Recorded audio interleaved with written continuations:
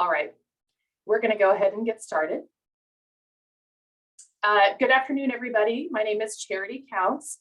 I'm the Executive Director of the Association of Midwest Museums. For those who are listening in today but cannot see me, I would like to offer a visual description. I'm a fair-skinned white woman with dark hair and dark eyes. Today I've got it pulled up in a half ponytail on my head. I'm also wearing, as always, my Proud Museum Person t-shirt, and I'm joining you from my home office, which has blue walls and white doors and a painting of a woman with her head in her hand. Thank you for joining us for our final session in the Museum Worker Wellbeing series. This series is generously supported by Mutual of America. Today's session is called Lunchtime Leadership Chat, Employee Needs, Wellbeing, and Belonging. Before we begin our program, I would like to redirect our attention to the land we each occupy at this moment and honor the Indigenous people who have called it home. Because I'm located in Indianapolis, Indiana, I invite you to join me in acknowledging the Miami, Delaware, Potawatomi, Shawnee, Wee, and Kickapoo communities, their elders both past and present, as well as future generations. Thank you. During today's Zoom webinar, all of you who are joining us live are invited to react, comment, or ask questions using the chat or Zoom's Q&A feature.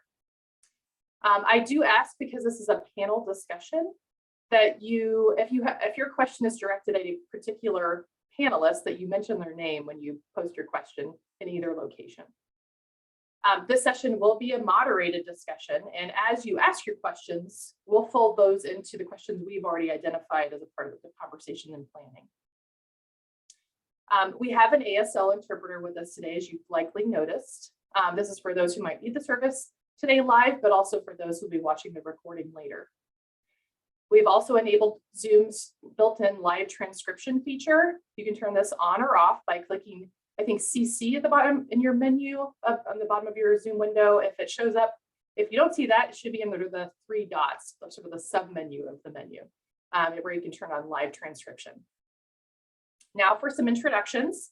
I would first like to invite Sarah Lincoln from the Mutual of America group here in Indianapolis to introduce herself and offer brief remarks. Sarah? Thank you, Charity. Hi, everyone.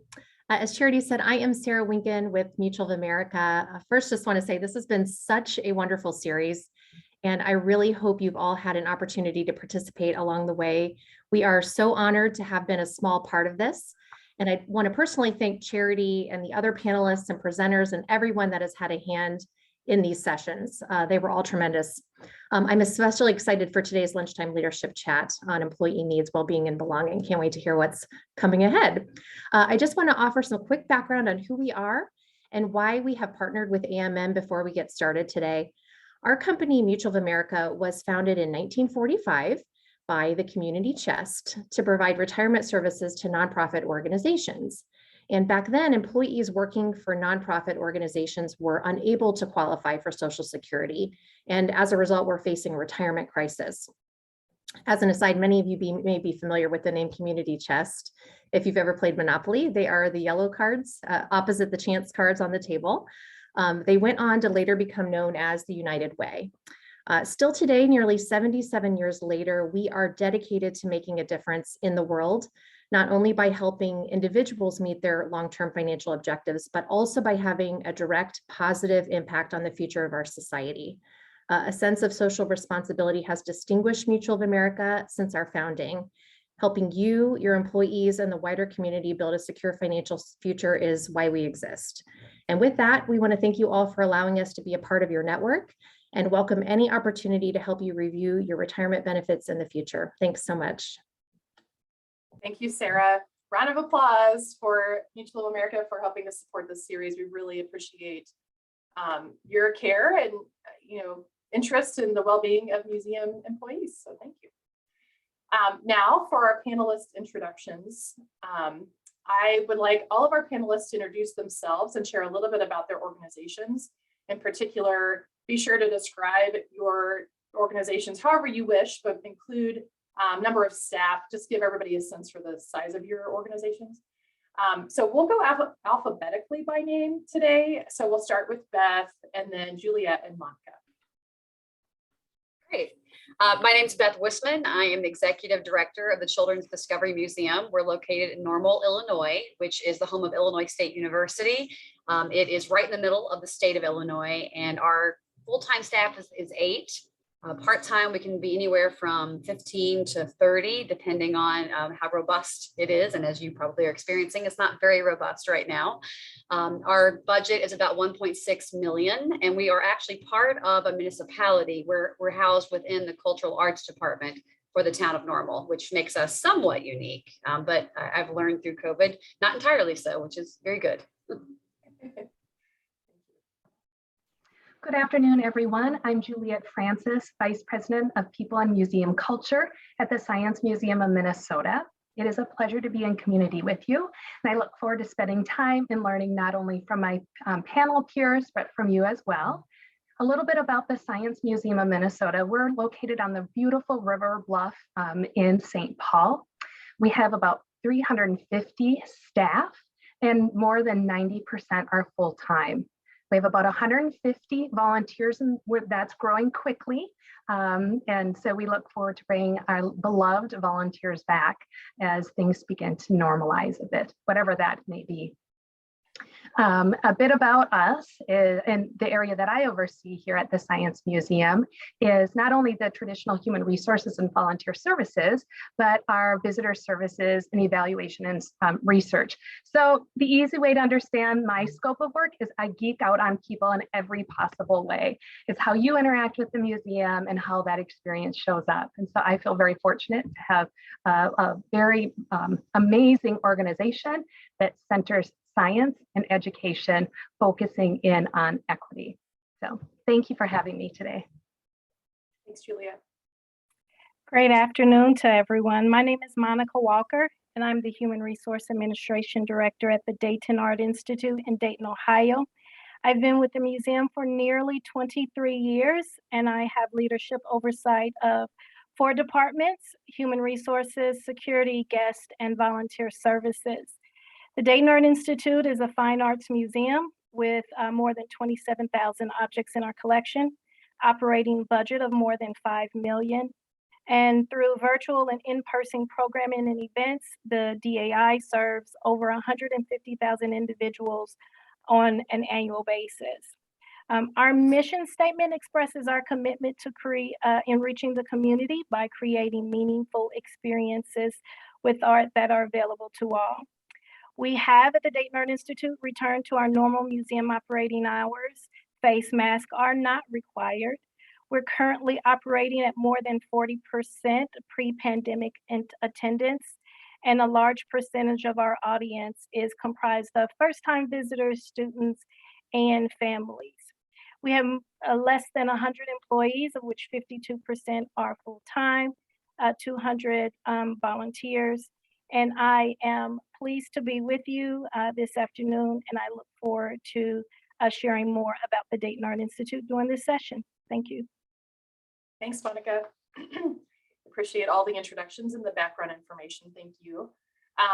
So for everybody's benefit, our group, we met just once. We had an initial conversation and then came up with a list of questions to sort of guide today's conversation. But as I've warned our panelists, and I will share with you, we're ready for that to kind of go a different direction if your questions indicate in me that that happened.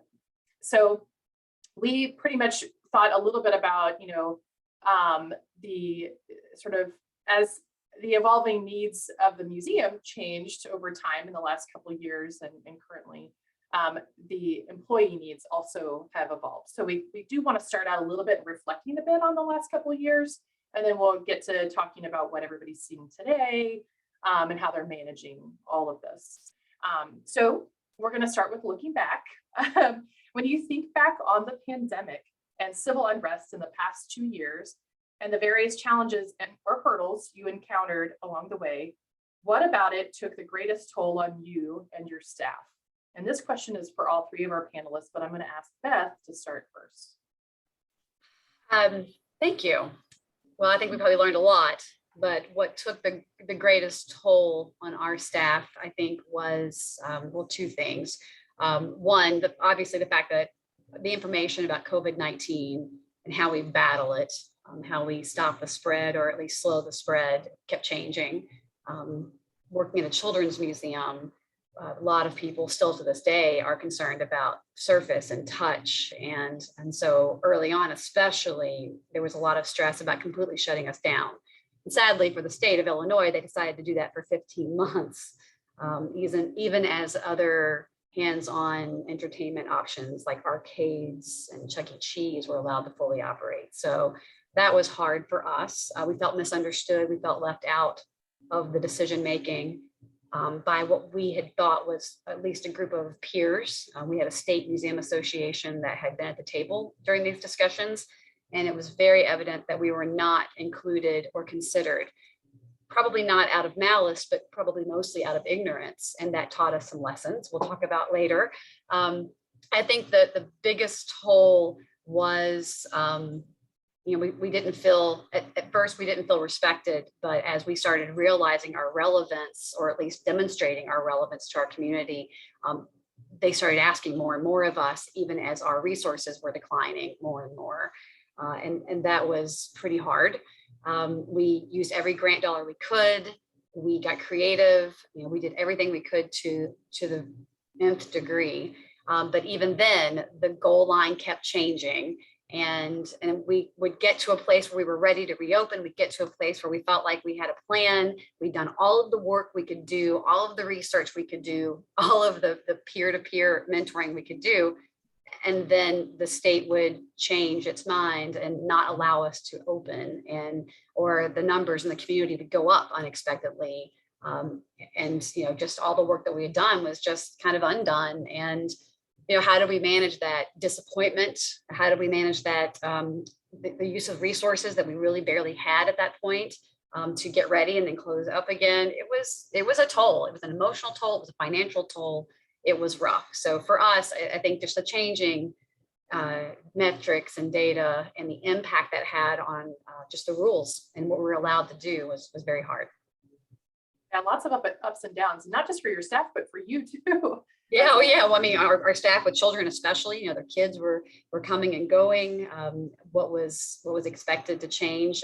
We actually were not allowed to work remotely from home through our employer for a while, so we had to get creative and advocate for ourselves a lot more too. So yeah, the rules changed everywhere for everybody. So yeah, that was the hardest part, was just the lack of planning.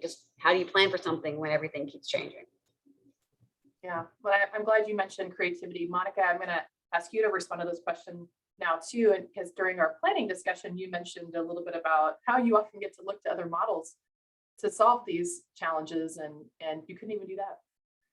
Yeah, thanks, Charity. The Dayton Art Institute, we found ourselves in a really unique situation. At the close of 2019, our Dayton community was on a upward trajectory towards healing from several significant events that took place during 2019. A KKK rally, a Memorial Day EF4 category tornado that dropped nearly 20 tornadoes across our region, and a mass shooting that took place on the outskirts of our downtown area that killed 10 individuals and injured 27. And then the first quarter of 2020 hits, right? And we're facing the pandemic and civil unrest. The Dayton Art Institute is viewed as one of the leading nonprofit organizations in our community. So we knew that our messaging was critical. It was critical for the other arts organizations that were looking to our leadership. And so we needed to be credible, we needed to be transparent, offer the guidance, instill hope. And typically, to your point, Charity, we are able to look to the country's larger museums and cultural institutions as those beacons, those models to emulate, to inspire. But this was unprecedented times. they didn't have all the answers that we were hoping that they would, and we learned that they were figuring it out as they were going along. So ultimately, we were left developing our own best practices, and we later learned that that was okay. It's good to acknowledge that that was okay. Juliette, you want to comment? Thank you. Actually, I'd like to weave a bit of Beth and Monica's comments together. There wasn't a playbook. And you know what? All of a sudden, here we were at the Science Museum of Minnesota, sitting in our conference room, grappling with the true fact that we were closing our museum down. And what did that mean? And what would that even look like? And it started with, let's create a 6-week model. Well, what would even a 12-week model look like? And it just became this very iterative process. And it pushed us to lean into our values of collaboration, equity, and learning in a way that we had never imagined. And then all of a sudden we found ourselves grappling with the tragedy of George Floyd's murder and the civil unrest in that. And it was just this constant reevaluation and consideration of what is the Science Museum's role in our community. We're a beloved institution. We're very fortunate for that. And we wanted to make sure we were doing what was most important. And in that was really being true to our mission. We also realized that this wasn't a sprint. We were finding ourselves in a marathon. In a marathon we had not conditioned ourselves for. I don't know if you've ever run a marathon. I have not. And so I do know there are pit stops in that. And those pit stops are vital for reflection, you know, replenishing our well-being, centering ourselves, considering what that next hurdle would look like. We really had no idea. We were trying to create focus. And once we, you know, really identified the pieces that we were going to commit to as what the focus of our work would be, ultimately our vision, our mission, excuse me, it helped bring those things into focus in a time where everything felt upside down, topsy-turvy. And all of a sudden we're not only the global community, our community itself, our staff, our people were experiencing things that we'd never imagined before. And it was really centered in coming together as community, being vulnerable and saying, let's just take one step at a time together and certainly give each other, you know, grace and take a lot of deep breaths during this process. But I'd leave it as this was no sprint, it was a marathon. We're hoping we're coming around the final bend, but we'll find out soon. Yeah, a lot of learning. Yeah, I like the comparison to a marathon. And I always forget that there are pit stops in a marathon. I always think everybody's just running. Oh, that's a good comparison. And I'm glad you mentioned vulnerability, because that's the next question in our conversation here today. So let's talk a little bit about vulnerability and transparency, right? And the importance of that in leadership during this crisis. I'm sure this was a scary and difficult time for supervisors and leadership, not just staff.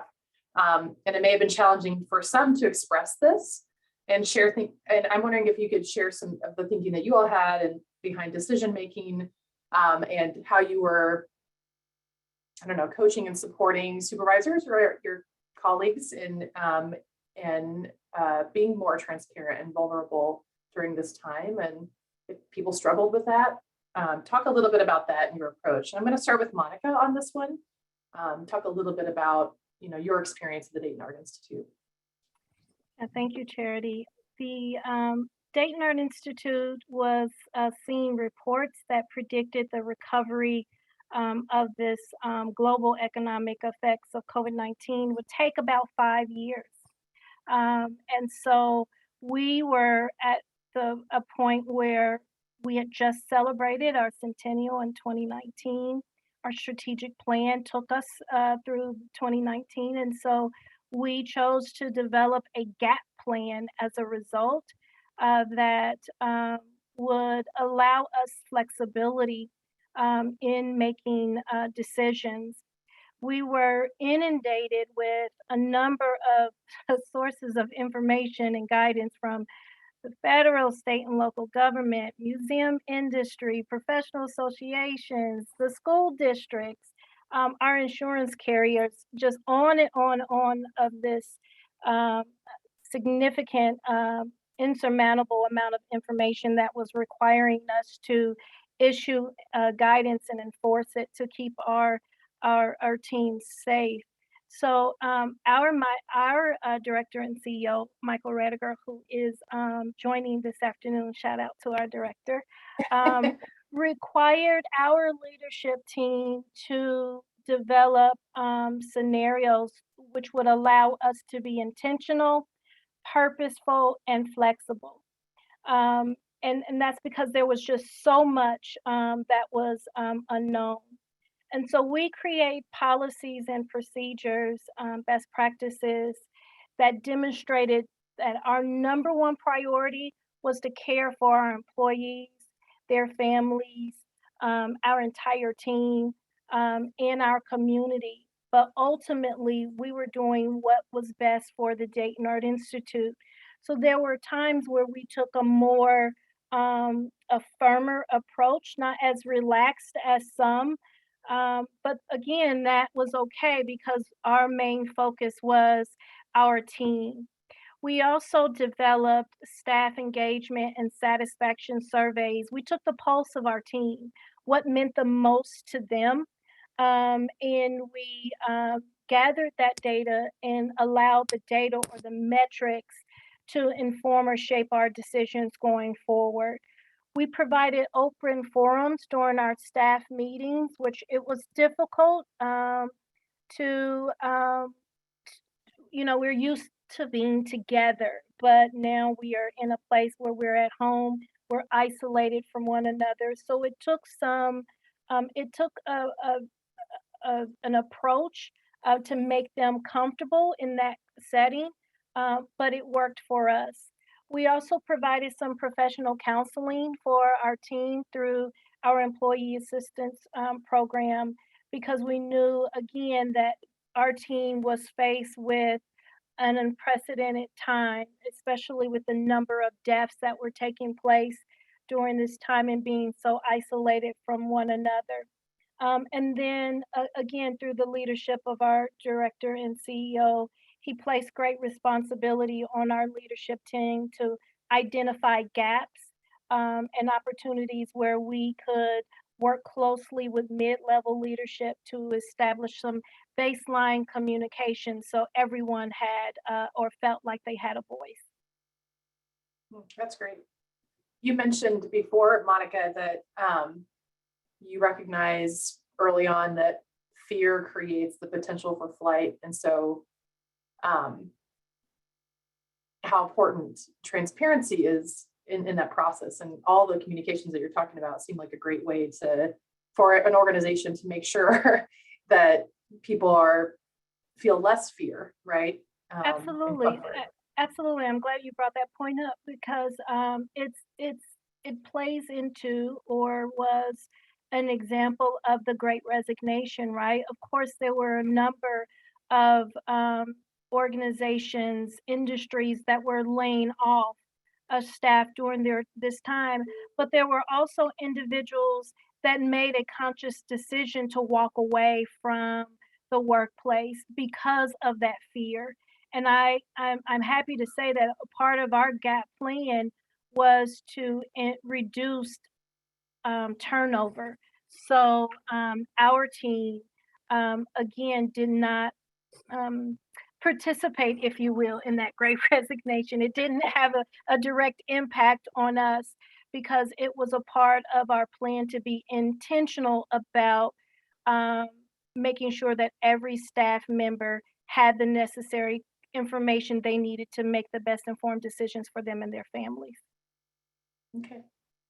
Well, and I'm thinking the difference in dynamics between a larger museum and a smaller one in terms of being vulnerable and transparent, that just might look different. So Beth, I'm hoping you can share a little bit about what it was like for you and your team in terms of, sharing what was behind decision-making and how communicative everybody was in the process? So we have, again, at the time we had 7 full-time employees, and we were lucky that because we were part of a municipality, they were helping with some of the bigger, larger budget issues. So at the very least, in the earliest days, we had reassurance that our jobs were safe. Now, we also understood our part-time and seasonal help. That was not the case. And so we were working as a team to communicate with them. A lot of them are students. They're already dealing with, a crisis of where they were going to be in school, staying at home, et cetera. So we were working to try to at least communicate with them and check in with them.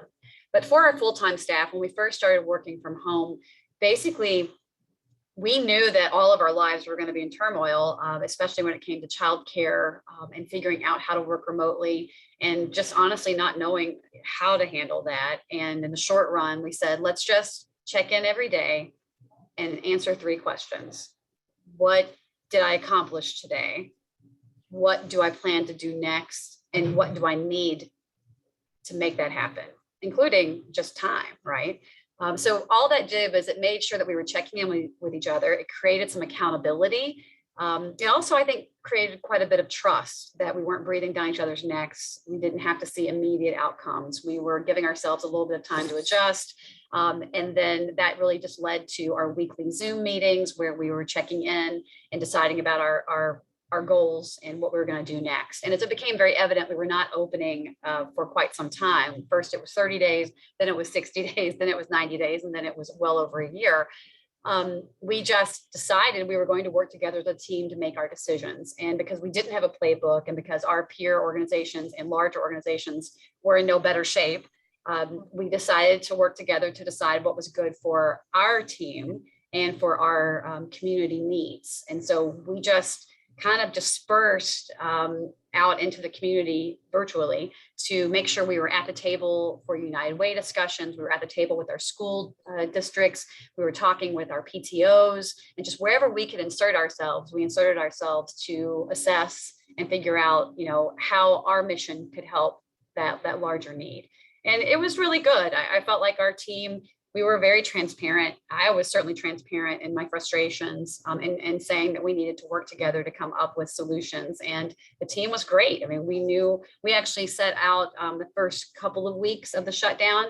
We did a 1 sheet of each person wrote down, this is what I bring to the table. And we learned a lot about each other. People who spoke different languages, people who had different skill sets that we didn't even know about, video editing, writing, things that you weren't using in your everyday job, or maybe you had a side hustle. We were revealing things to each other that helped us to be able to pivot, as we kept talking about. So that was a really big part of it. And, our team looked very different during that year and a half. It really did. Our education manager, as much as she was doing outreach and working with the school districts, had a really keen eye for construction documents. And we were actually designing and fabricating an exhibit during our shutdown. And she got to show us a whole new level of what she was capable of. Our outreach person, who is usually engaging our membership, has very good relationships in the agriculture industry. And she was helping us with, resources that were there. And, so it was just an opportunity for everybody to shine in a whole new way. And that was kind of exciting to see. And now as we're transitioning back into more traditional operations, we're trying to build on the strengths of what we learned. And also, the mistakes that we made, because we certainly made mistakes. And I'm, as the leader, kind of transitioning back into, I would hate to say a more traditional role, but at some point, every decision can't be a team decision. And so we're learning how to take that model we created and not lose it, but also understand that day-to-day heavy operation starts to change our availability to work in that way. Because there's just some stuff in the weeds you have to do every day. It doesn't allow for that type of time and meeting. Yeah, you're right. Excellent. Thanks for sharing that.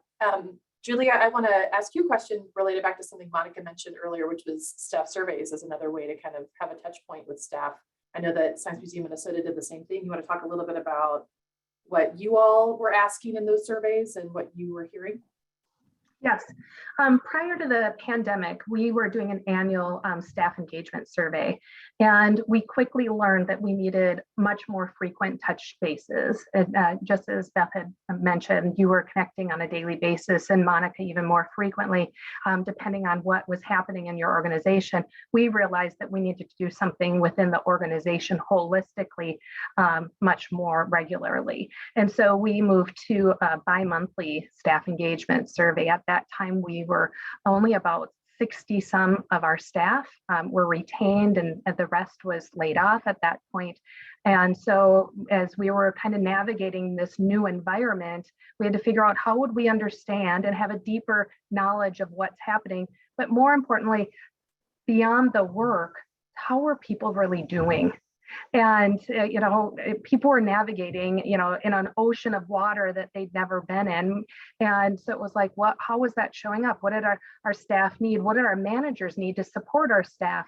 And most importantly, centering well-being and mental health, and the blending of our work world and our personal worlds became one, and being able to support that. And so we went from an annual, very comprehensive, many questions, to a bi-monthly 5 questions. And it was really focused in on, are you feeling supported by your manager? Does the leadership have a clear vision? Do you see what your role, how that connects to that? How do you feel valued within the organization? How is equity showing up in your role and being centered in the organization? And so we were able to do these pulses, and then turn that information into meaningful plans for the organization. Our directors then were meeting, and they created different affinity groups to support. We had other staff affinity groups, but we had a values and connections group that came out of that feedback, along with our equity group, our One Museum culture group. And so that was really taking these great nuggets and identifying work that we could do and move and make actionable in ways that deepened an individual's feeling of value and commitment within the organization. So it goes back to really understanding what someone needed in that blending of their personal and professional lives. Going back to the comment I shared earlier, I geek out on people. We were taking this meaningful data and understanding our people in a much more deeply, in a meaningful way, and it was great. So those engagement surveys, we continue, and that is vital to our work. And that we have augmented those questions. That's based on the feedback that we've heard from individuals who are like, oh, that's not quite right, or what about this, or how can we make it easier? And that, I think, has been one of the most meaningful experiences, is that not only are we creating this tool that's really helpful, but our staff are finding ways to make it even better. Yeah. Well, I'm glad you brought up the affinity groups. It's one thing that you have been doing the last couple of years to sort of ease the stress and tension of everything that was happening. And so I want to talk about that a little bit more. Plus, it relates to a question that came in through the chat that we'll fold in here. What is it that you were doing at your organizations to respond or support staff, ease the stress? And also, did you involve them in the process of deciding of what those things were? So the question, relates to, were they involved in, helping to select some of the different activities that were offered, or counseling, or those affinity groups, and any other activities you may have done? Or initiatives. Juliette, want to go first? Sure. Sure. We had a variety of staff affinity groups prior to the pandemic. Our BIPOC affinity group, women leaders group, our networking lab that was open for staff. And so what we found is that, and then I should say, we also had a well-being affinity group. And in the process of navigating the new remote working environment, we learned that a variety of voices was even more important than ever. And so going back to your question of, were staff influencing or impacting the composition and the focus and the work of these groups? Absolutely. And the ones particularly that were the broader organization or director led, it was critical. I would say it was definitely critical that it was representative of our organization throughout. It wasn't a particular work group or a level of staff or anything. It was really, what does that mean comprehensively? And we are looking at that with a keen eye of where are their gaps? And so it wasn't just like, oh, only just a simple volunteer, but we also wanted to make sure we were intentional around the representation. And some were invited, and that helped. And I think that has created a structure that is much more welcoming in the organization, because they're seeing that their involvement matters. And it's not just the simple talking about what is happening, it's the action that's supporting that. And that's where the momentum has been built. That's great. Thanks, Juliette. Beth? We were obviously a much smaller team, and our resources were somewhat limited. Again, we were lucky to be part of the town, and they have a pretty amazing employee assistance program. So we were able to give online and in-person opportunities for people to talk about what was on their mind. If they needed more assistance, not only were we doing that through like mental health counseling, but because of the relationships we have in the community and the work we're already doing for outreach, some of those agencies were just reaching out to us in general, and we were collectively aware of those resources. And there's something to be said for being an outlet for families for fun and joy. We're a children's museum, so playful learning and just engagement and taking a break from work, is part of our messaging. And so I think that helped us because we were helping other people, we were helping children, we ourselves were just keenly aware of the importance of that. So we were making choices in many ways because we were also structuring our day and our outreach around something that we really believed in, a concept that is essentially designed as an outlet and as a way of bouncing back and being resilient. And those kind of messages were hard to ignore because that is what we were preaching the whole time, and we were doing our best to walk that walk. Beth, you also mentioned that one of the things you were really trying to do, especially in the beginning, was being a buffer for your staff to try to help them through this time. Yeah.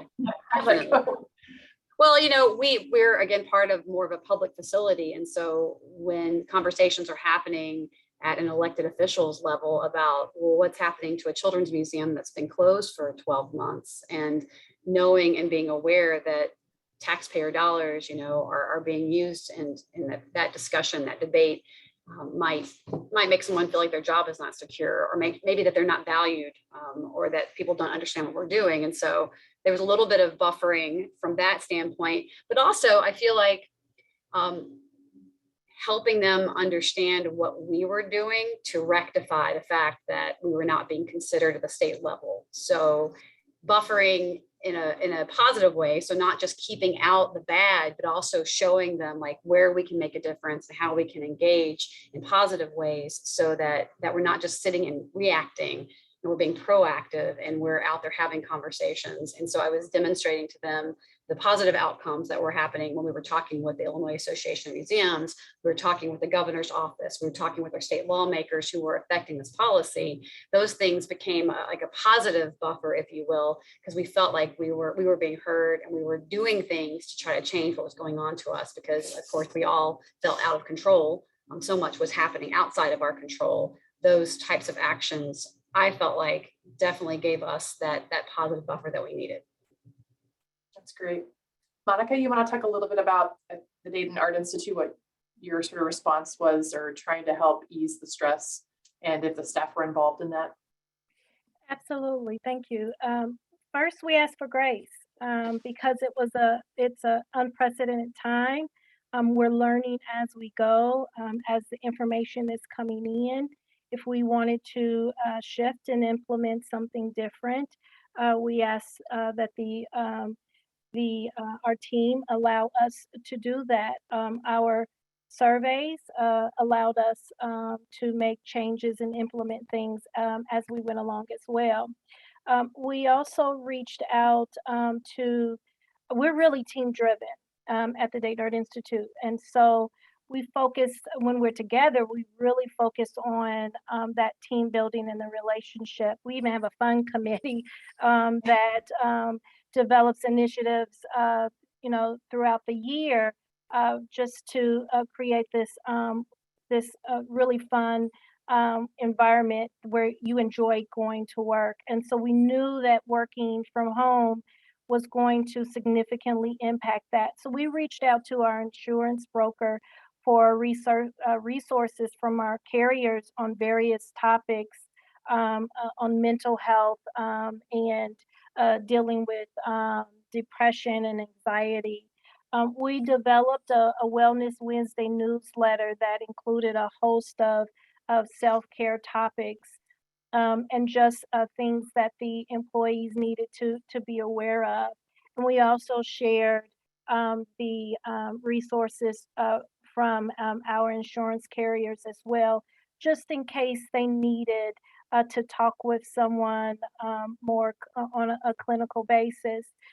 We created other initiatives like a meditation Monday, where it just gives the team an opportunity through Zoom to come on, and we have a staff person that would help us with like face yoga or some other activities just to relax and step away from the work.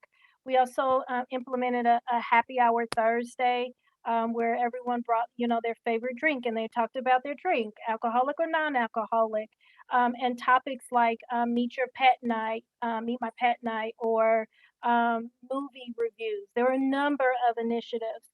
We also continue to offer the emergency sick leave to full and part-time employees. Did scavenger hunts where we name an object, and hopefully it's in your home, and you've got whoever goes and find that object and bring it back wins prizes. So there were a number of things that we did during that time and continue to do, because our team remains, those who are eligible, remains in a hybrid work environment where they can work 3 days in the building at the museum on site, and 2 days wherever they work best, right? It doesn't have to be in their home. It's wherever they work best. And those are some of the initiatives we implemented at the Dayton Art Institute. It sounds like you all have tried many things, many different sort of efforts to support staff and everything. And I'm going to ask a question that this prompts me to ask.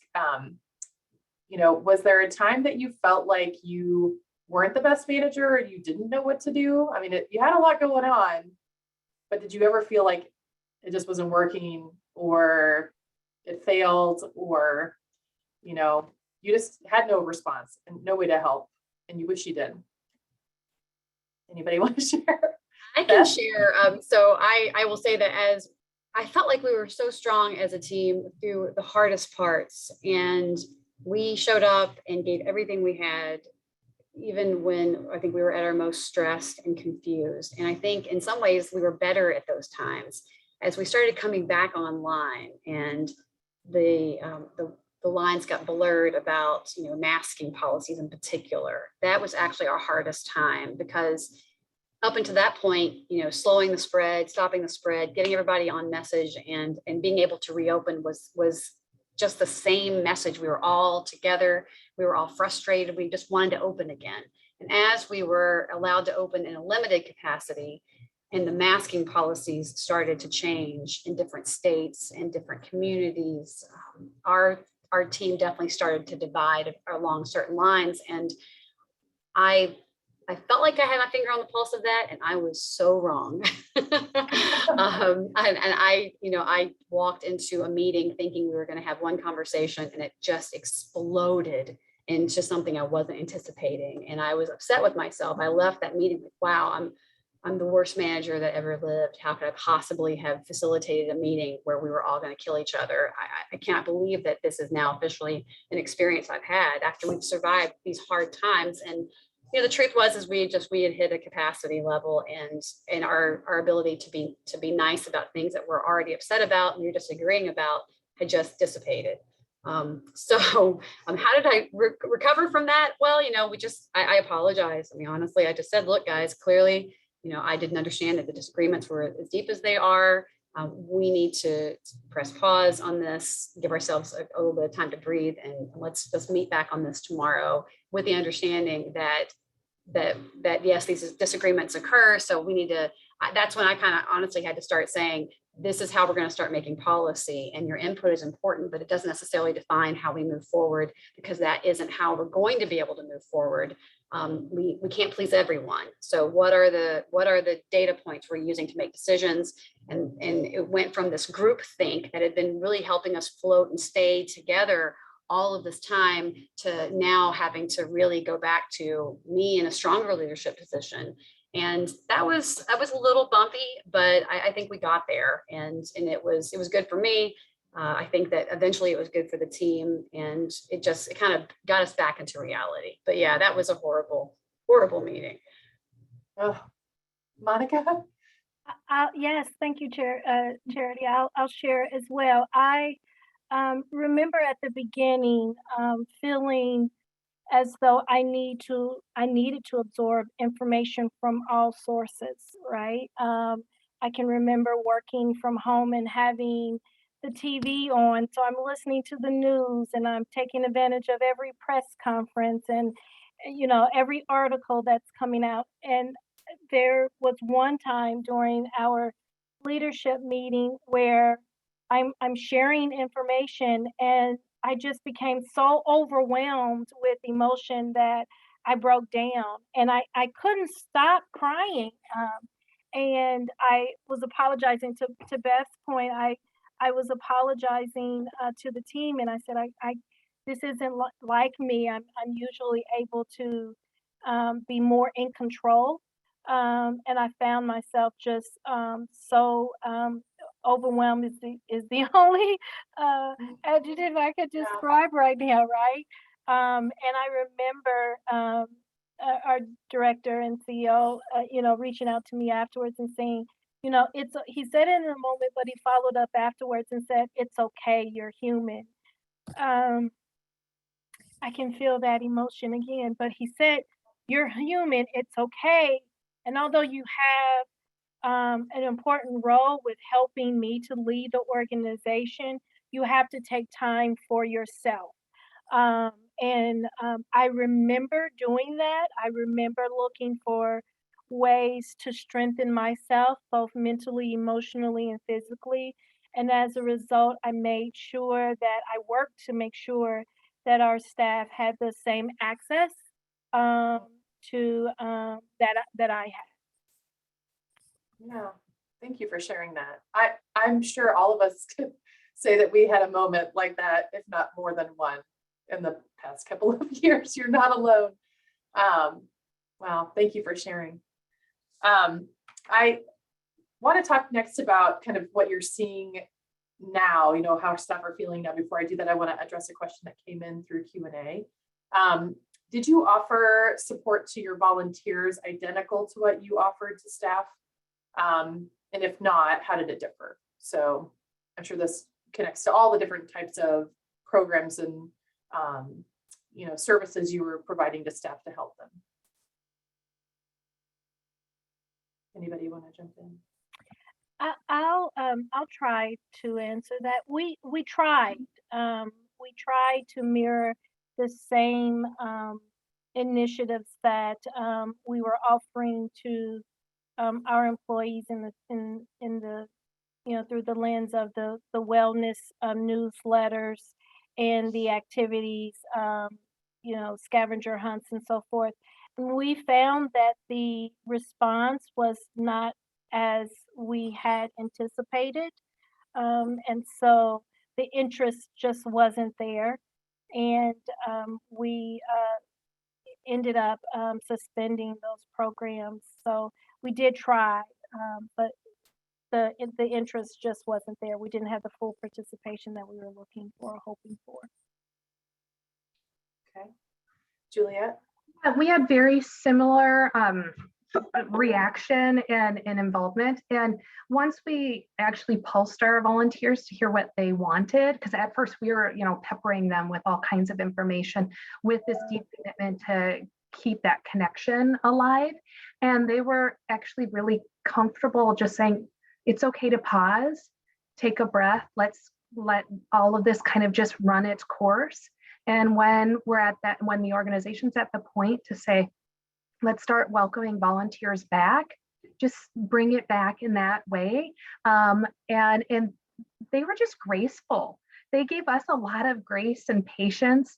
And in retrospect, it's really quite humbling how really wonderful. They are wonderful and they continue to be wonderful.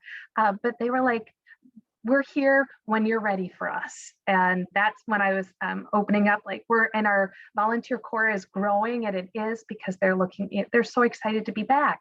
And so they are very, very supportive in a way that we we didn't anticipate. And we should have. That's how they show up all the time. I agree with that. Our volunteers were fantastic. We did not have as many during that time because so many of the people who would have the spirit to help us in that way were helping with vital needs in the community. So they were helping getting meals to families. They were working in, clinics and just making sure people had access to care. So they told us the same thing that Juliette's people were saying, hey, it's okay to take a break because we recognize that you're doing what you can do, and we are actually going to a place that needs more support. And that was okay because we didn't need them for a lot of things. And when we did, we have very specific needs that we asked. And so we kind of knew who we could go to. And I like that because it kept us plugged in as well. So we knew what was happening with other agencies. And we had people who were boots on the ground that were volunteers that came back to us eventually. Yeah. Well, I want to kind of shift gears now and talk about today, and I'm watching the times. We've got time for a few more questions here, I think. So let's talk a little bit about staff concerns and what you're seeing today, and their, how needs and concerns have changed, and how you're supporting staff, how you're responding. And this does connect to a question that came in through Q&A too, particularly, I think when you talk a little bit about what you are seeing now, make sure to refer to if there have any changes or breakdown in the relationships. I know, Beth, you'd already talked a little bit about some tensions around mask policies in the last few months, but beyond that, what are you seeing? And I welcome all of you to talk a little bit about what you're witnessing right now. I think there's some anxiety we all have to what's going to happen next, and again, that goal line changing and moving possibly into the future, and knowing that masking and other vaccination discussions are likely to pop up again, and that there will probably be even more conflict and friction. So we have been just having open conversations about the fact that is likely going to happen, and kind of, again, going back to making data-driven decisions and being able to explain to ourselves and to our community why and how we're going about these things. So we're trying to learn from our mistakes and be ready for what comes next as best we can. And, just making sure that, again, we're all very open about what our needs are and not being afraid to ask for help when we need it. Yeah. Great. Juliette? We're reflecting on value proposition quite deeply in our organization. And I think that's part of some of the great resignation, great reflection, all of that's been happening as individuals have been able to step back and really reflect and go, what does it mean for me to be at the organization, at the Science Museum of Minnesota? What am I bringing? What am I receiving in return? So it's that reciprocal relationship. And so when we think about value proposition, it's everything from compensation to benefits, collectively, holistically, work-life balance, and creating a relationship that's different than what it was before the pandemic, which is really good. And yet there's no playbook for this.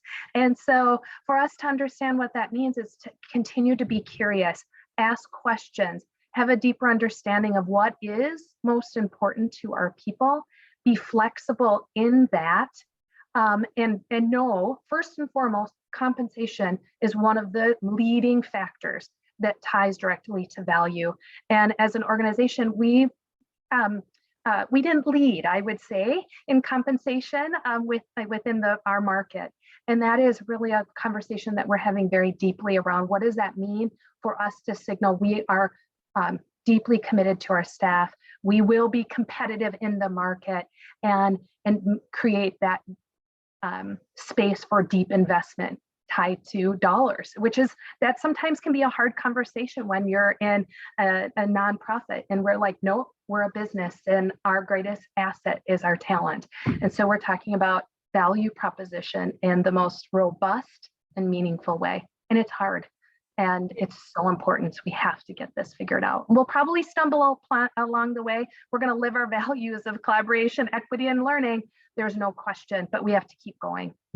I think we have to keep talking as a group of leaders with our donor base and our grant base and those policymakers at the top levels in the federal government that in some cases won't allow, operational support to do things like support, a living wage in the museum industry. Those are the things that we're trying, and that's part of the buffering that I've been talking about with our staff and our supporters is, if you want to support programs alone, you're only going to go so far. And P.S. programs are people, people who are putting those programs on must be paid. We've learned a lot of lessons, but are we actually applying them and how we're moving forward as museums? And is Congress listening to us? What is IMLS doing? What is our National Association doing? Are we asking the tough questions and are we pushing back as hard as we should to advocate for our staff? And maybe we're not. And that's a big outcome of this for me is we've got to get a little more loud. Yeah, great point. Monica, is there anything you would like to share about just what you're hearing in terms of staff concerns right now and how you're responding? Well, the Dayton Art Institute, at the Dayton Art Institute, we are we're building employee champions through our diversity initiatives, right?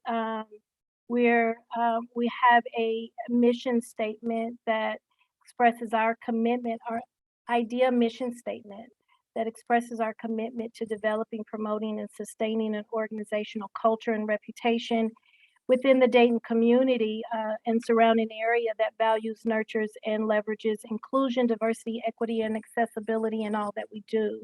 Whereas some organizations refer to it as DE and I. We believe that accessibility is just as important and critical. And so we've made significant investments in our staff through the form of technology, huge investments in technology, because we recognize that this hybrid work schedule is expected and it's not a fad or a phase that is going away. We've also made, to Juliette's point, we've made significant investments in our compensation program as well and professional development. Again, we believe that that is really critical, and from the engagement and satisfaction surveys, the team has shared that those are important areas to them. Through our idea efforts, we are shaping our company culture by creating this diverse generational workforce, right?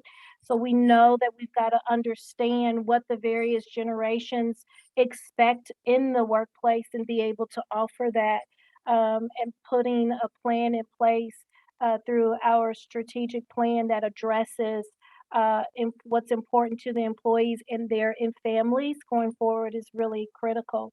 We also know that, as I said, the hybrid work schedule isn't going away. So we have shifted our focus. We are not focused on the clock. We focus more on the work and providing flexibility. So again, then this speaks to our mental health or wellness initiatives, right? But an employee needs time to step away from the work, especially during the day. They can do that. You may have an employee that has children at home and the children are at school, so they need that time, that me time. It is only when the children are away, so they can take advantage of some initiatives during the workday like, going to get their nails done or their hair cut or something, we're flexible with that because we've placed more emphasis on not when the work gets done, but providing the employees that flexibility that when they can take care of them and their family, as a result, they take care of the Dayton Art Institute. And so those are the things, some of the initiatives that we're seeing and we're working on at the Dayton Art Institute. Great. Well, and I know we're at time. I do want to ask one final question, and it's not necessarily the one we planned on to close out today. But I would be remiss if I didn't ask you all to share how you're taking care of yourselves right now, because I think it's important for the leaders who maybe have tuned in today to be thinking about that themselves. That obviously, as Monica and others have shared, you've struggled in this time too, and may still be in different ways. And how I would ask, just to wrap us up here, what's one thing you're doing to take care of yourself at this time? Anybody want to go first? Juliette? I'm actually just coming hot off a vacation that I have wanted to take for a really long time. So I feel like my bucket is full, but my bucket has not been full all this time.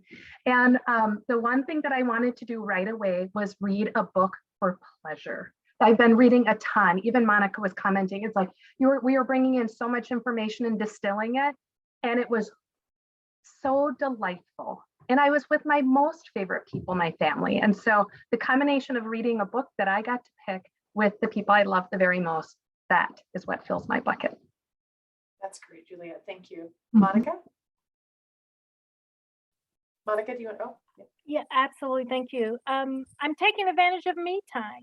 And I'm making sure that, again, the team knows that it's okay to do that, right? Whatever that looks like, to Juliet's point, if it's a book, if it's vacation, if it's leaving early for the day or sleeping in, whatever that looks like, taking advantage of the me time.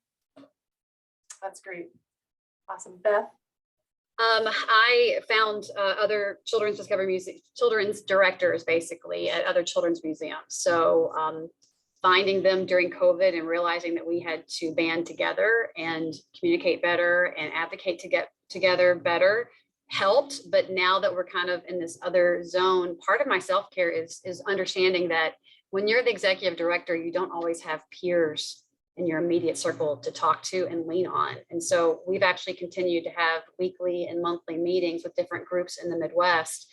And we can vent to each other in a way that you just can't do it with your leadership team. And I think I used to think that I didn't need that. And now I realize how much I absolutely do need that, because no one at my home understands what I'm doing. My boss doesn't really understand what I'm doing. And I can't ask my staff to help verify and affirm the things I need, so having peers and realizing they're out there and they need it too, that is a gift I've given myself. That's a great point, Beth. Obviously speaking from an association standpoint, we're definitely hearing a lot of feedback that everybody's needed it during this time. And I look forward to staying connected in that way going forward, no matter the crisis or the good times. All right, well, we're out of time. Thank you so much for the conversation today and for being vulnerable and sharing today. It's really important that everybody who tuned in and who listens to this later has an opportunity to hear from organizations like yours and what you've been doing. And I appreciate your honesty and ideas. So thank you so much. Thanks to everyone who joined us today. Thank you again to Sarah at Mutual of America for your support. We look forward to catching you all at future programs and hope you have a great spring. Thanks, everyone. Thank you. Take care.